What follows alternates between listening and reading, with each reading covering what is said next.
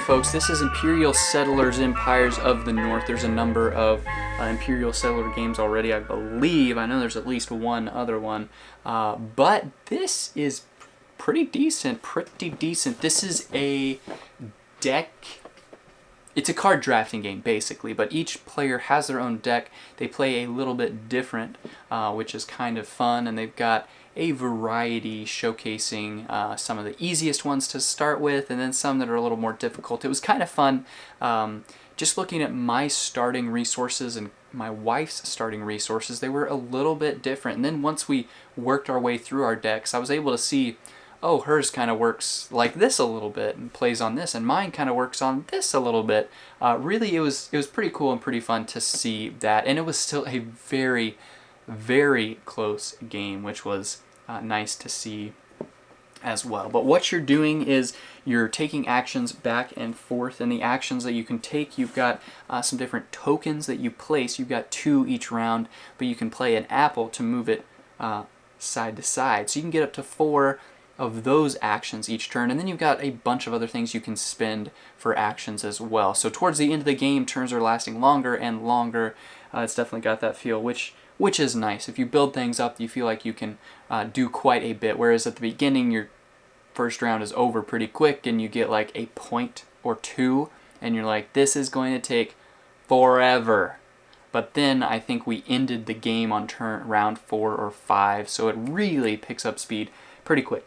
But you can harvest. You've got different fields you can harvest. You select one of those and you harvest whatever it is there. You can construct a building. There's a normal cost for buildings, but you can construct it for free if you choose this action. You're just using that action point. You can populate and get these little meeples that help you do different things throughout the game. You can explore, which gets you a free card, and you can sail. Sailing is by far the most fun, because you've got this little mat that you go to. If you put a fish on it, you can go to a far island and you get a little bit more.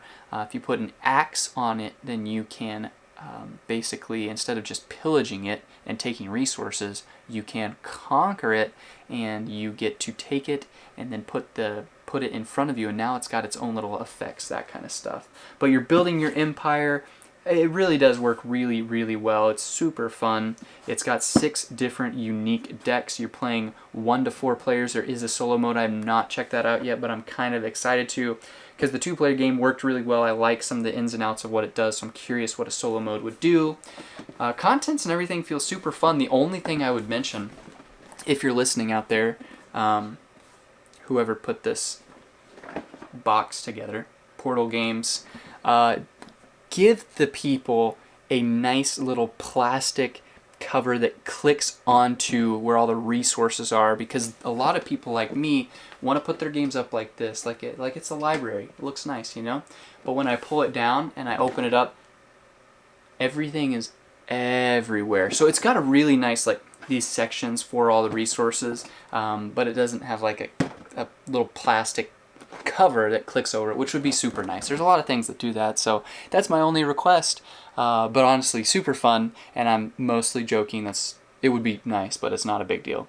I think the artwork is fantastic, super fun theme, really nice. So despite the look of it, this is more complex, especially at the end of the game. This is the last thing I want to say. Especially at the end of the game, you're looking at all your cards. You have tons of cards out, and you're like, oh my goodness, I have no clue what to do. There's so many options out here.